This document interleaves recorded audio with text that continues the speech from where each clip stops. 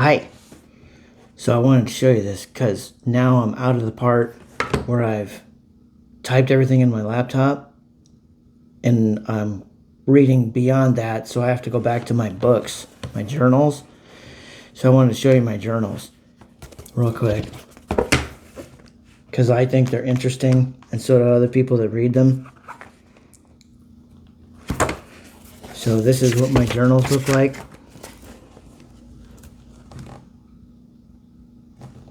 I write with 2 colors of ink.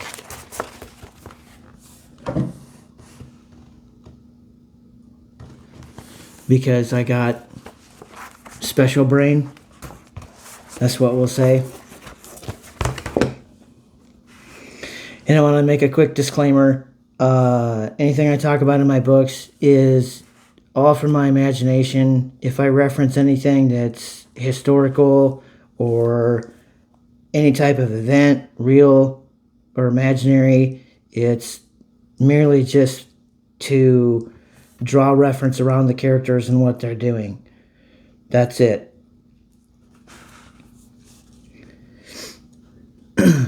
This is called A Blast from the Past. Standing on the viewing balcony of the south side of the Empire State Building, a man with golden hair checked his Mars Mouse watch.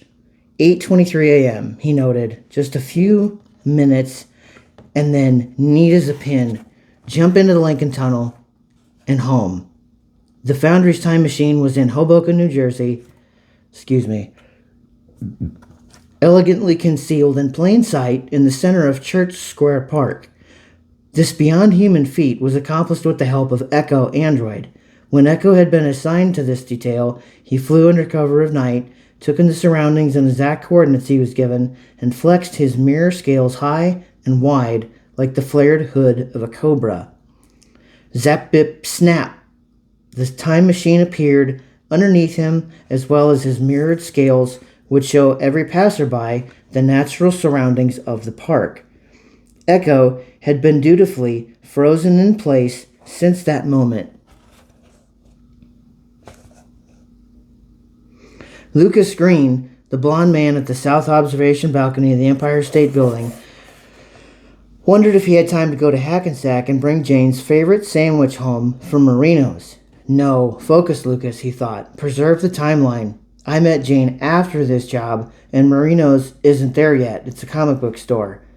He checked his Mickey Mouse watch. 8:35 a.m. Sure thing. In exactly 10 minutes, this job would be neat as a pin. Then he could jump into the Lincoln Tunnel and home. Lucas loved code words, and neat as a pin was his favorite phrase for a controlled demolition, because a controlled demolition building always falls straight down in its footprint within the perimeter sidewalk. Such a thing of beauty in Lucas's eyes. All the painstaking craftsmanship using active thermitic material painted all over the substructure load-bearing beams, that was a stroke of pure milk genius. But pure milk genius was Jane's catchphrase.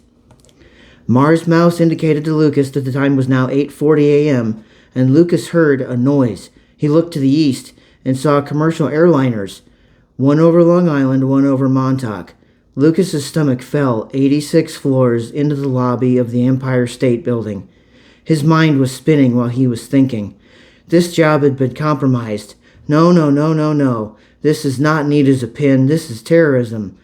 Lucas calmly looked at his Mars Mouse watch, who reported 8:44 a.m., and looked at Tower 1.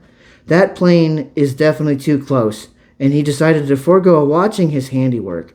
Lucas scaled the observatory railing and pushed off, leaping into the air, yelling, "Bijou!" A rainbow flash scooped up Lucas and whisked him over the Hudson River toward Hoboken and into Church Square Park. Lucas, Bijou, and Echo all stood up straight in time to see the plane embed itself into the North Tower. The trio stepped onto the floor of the time machine, and zap, bip, snap, they were back on Earth 4 in the correct time. New scene. Why don't you tell this story the right way, like you always tell it? Who uses the ending of the story as the beginning anyways? Asked Jane. Well, boo-hoo to you too, my little cranky butters, said Lucas. Don't say boo-hoo, said Jane. I'm sorry, said Lucas.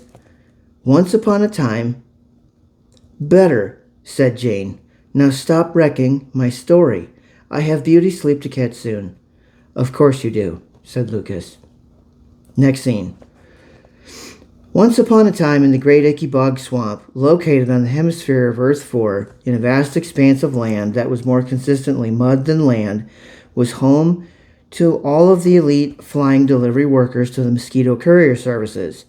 All the mosquitoes lived comfortably in the Icky Bog Swamp in houses on stilts over the water. Each mosquito's house had no main floor, so access outside was quick to the water. None of the houses had doors, since they all flew.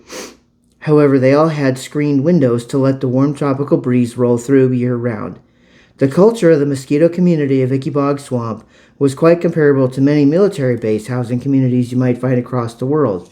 Usually one or both heads of households worked for mosquito courier services, and many neighbors helped their working neighbors with daycare if need be.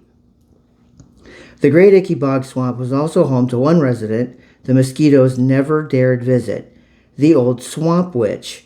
She too lived in a house on stilts, except those stilts had feet which could walk around and move her house from place to place in the Icky Bog Swamp under the power of the Swamp Witch's voodoo. The Swamp Witch only liked the southernmost areas of the Great Icky Bog Swamp, for they were darkest and most treacherous. It is well known urban legend among the entire mosquito community that no one under any circumstances must ever try to suck the blood of the Swamp Witch. For the instant that her rank blood touches your long tongue, you will instantly be cursed and be one of her zombie slaves. Or perhaps this was just a myth. Either way, the mosquitoes avoided the Swamp Witch's walking house.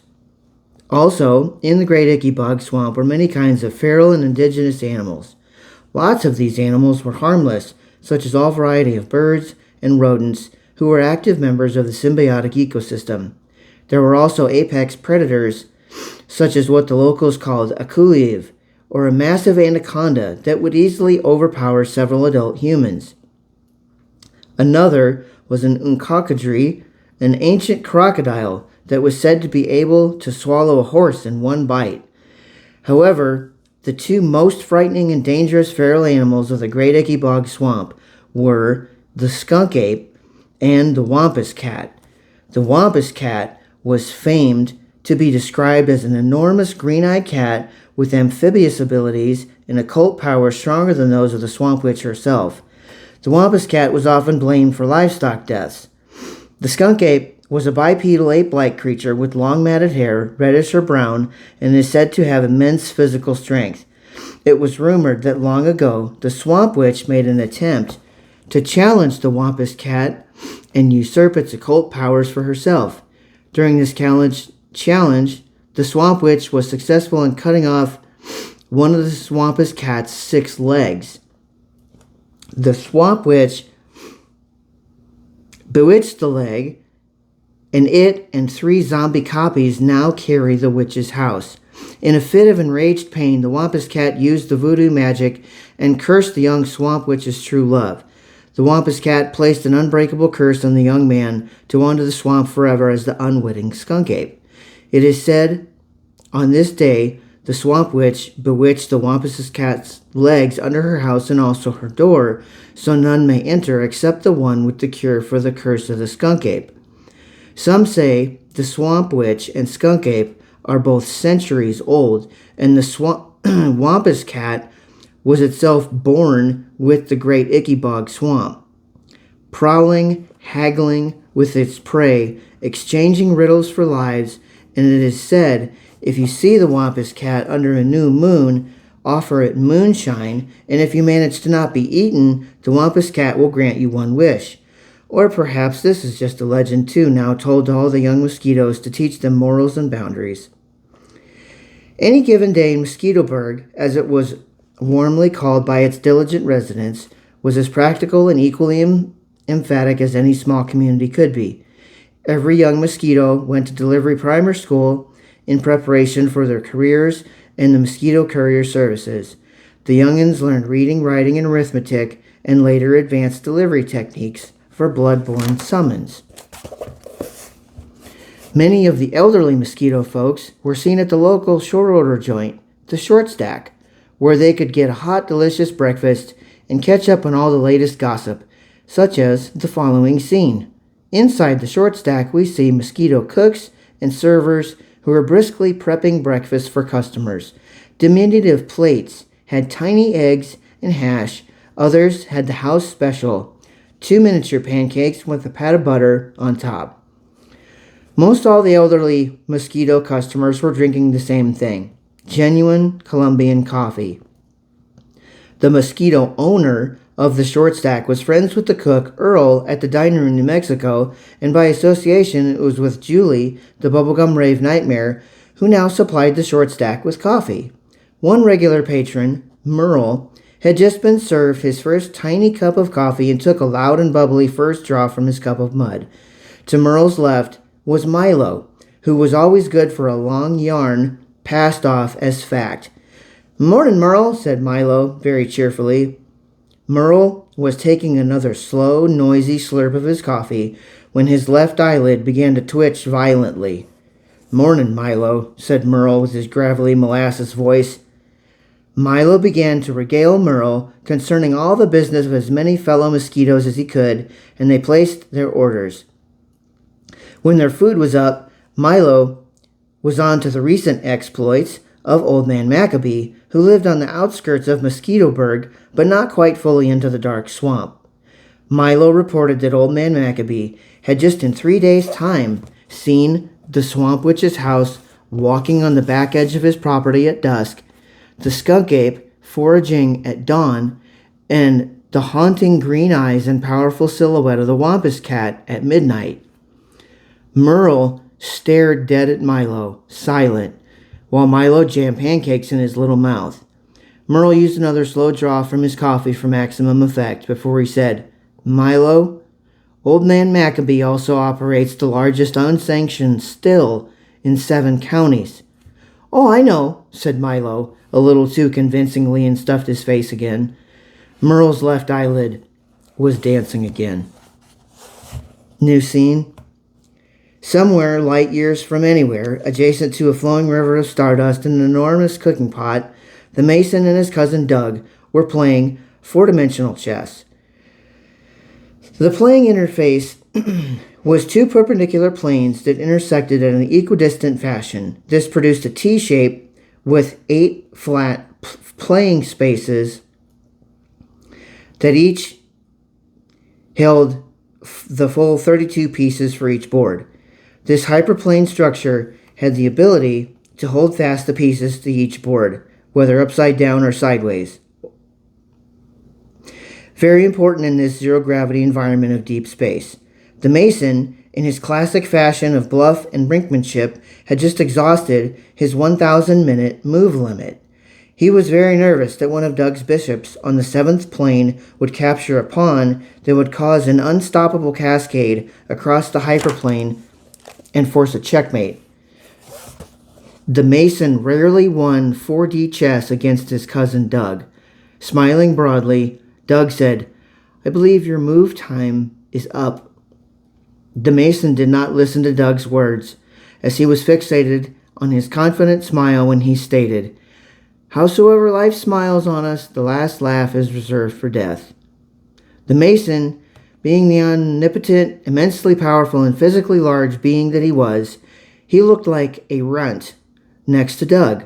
Doug's smile faded, and his countenance turned serious quickly as he asked, "So that you have built all 6 of them now, do you really plan to use them to make a call to you-know-who?" The Mason moved his queen on plane 3. "You know our cousin Death?" Doug continued. On the 7th plane, Doug captured a pawn with the remaining bishop. The hyperplane started rapidly making move upon move, clicking and clacking for both players, resulting in a checkmate against the Mason. The hyperplane then folded and folded and folded itself until it reached a critically dense state and exploded, causing the new stars to exist in the heavens. Doug stated, "Are you even paying attention?" The Mason held one hand, palm up, fingers up, and thumb loosely closed, often referred to as the Italian hand gesture on Earth, and spoke resolutely to Doug. He took all of my comic books. When he moved out. Doug pinched the bridge of his nose with a thumb and forefinger. New scene. Jane threw a pillow at Lucas, and the story stopped. The pillow had landed flat across his face and fell into his lap. Lucas forced as quickly as he could to throw it back into his playful instigator, but Jane effortlessly caught the pillow and Lucas's hand together. "Schmoopy?" asked Jane with an elevated tone. Lucas responded with a similar elevated tone. "Yes, sweetie?" Still excited, Jane queried, "When is my part?" Still elevated, Lucas said, "Soon." Jane then relaxed, released the pillow and Lucas's hand, and her voice changed from excited and expectant to warm and rich like melted peanut butter and honey on toast. "Kate." Jane smiled at Lucas and scrunched her nose. Lucas exhaled and smiled as he continued the story.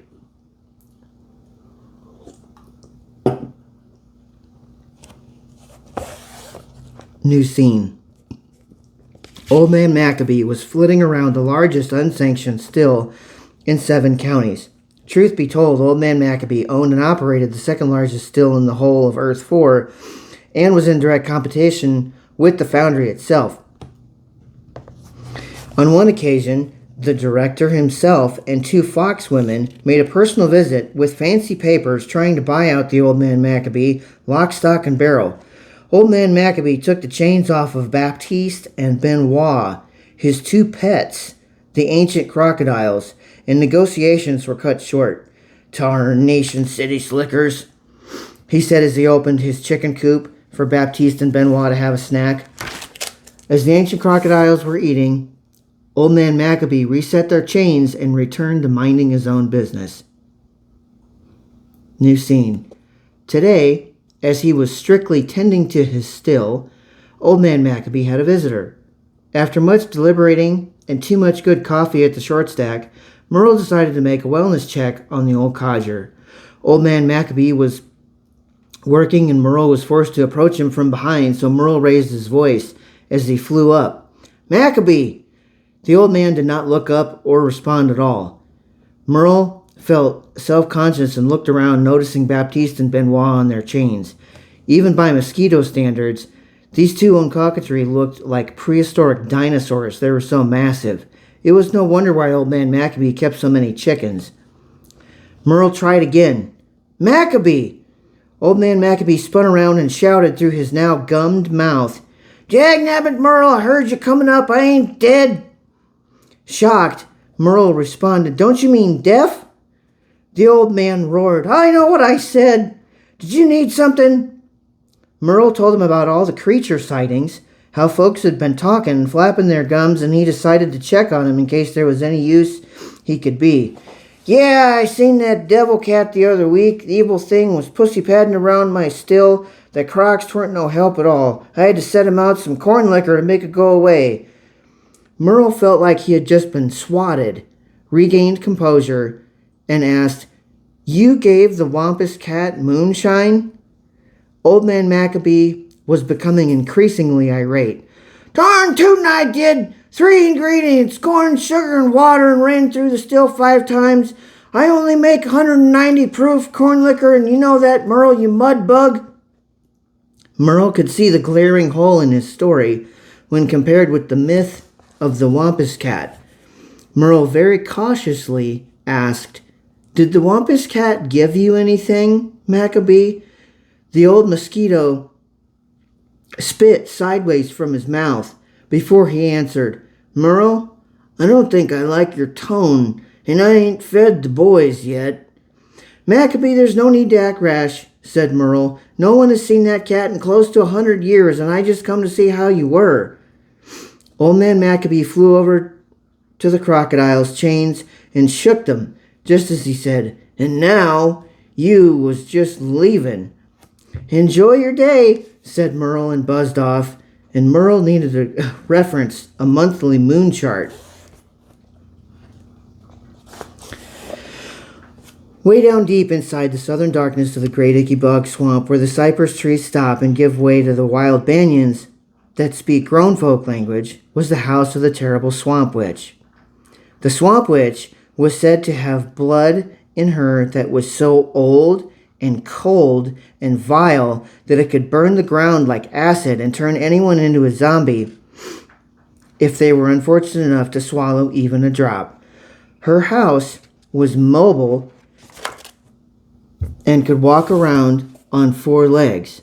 The Swamp Witch was power mad and long ago had challenged the great spiritual Wampus Cat in a bid to usurp its strength and occult power, only managing to cut off one of the great aquatic cat's 6 legs.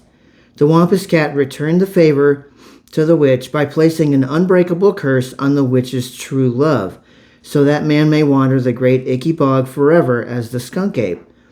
Using her voodoo zombie magic, the Swamp Witch enchanted the cat's severed leg and copied it so that 4 great feline legs strongly carried her house. Then she went inside, shut her door, and bewitched it as well, so that none may enter save the one who can break the curse of the skunk ape. Ever since that time, the Swamp Witch has been inside her house, biding her time, crafting, concocting, and plotting for exactly the right moment when she can again restore her circumstances to the state of their former glory. New scene.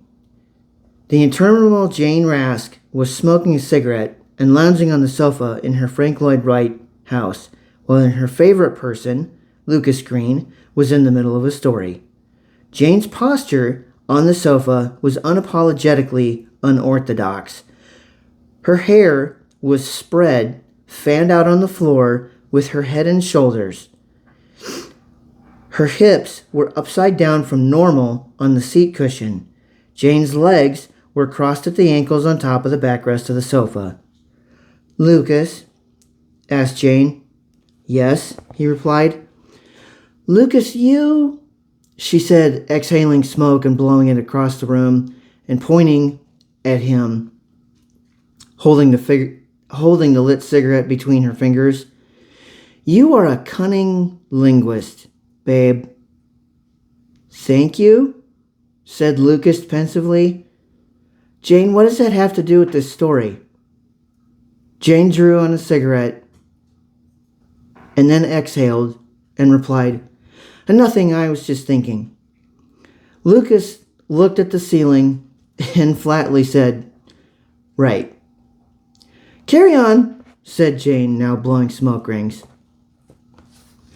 The director buzzed his personal secretary's office and spoke. and spoke first. "Juniper, Jennifer." "Yes, boss," said the 2 fox women. "Why did we not close the deal on the Icky Bog moonshine still?" Juniper and Jennifer were shaking, but managed to reply, un cockadry?" The director laughed. "Right, the swamp puppies. All right, carry on, girls."